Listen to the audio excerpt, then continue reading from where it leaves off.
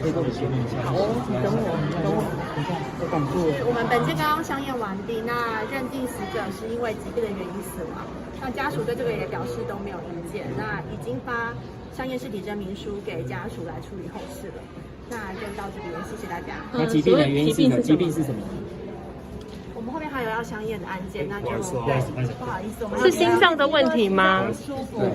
不好意思，我们还有不用相关的。这个我就要讲了，但是过下，我们还有其他谢谢。要做。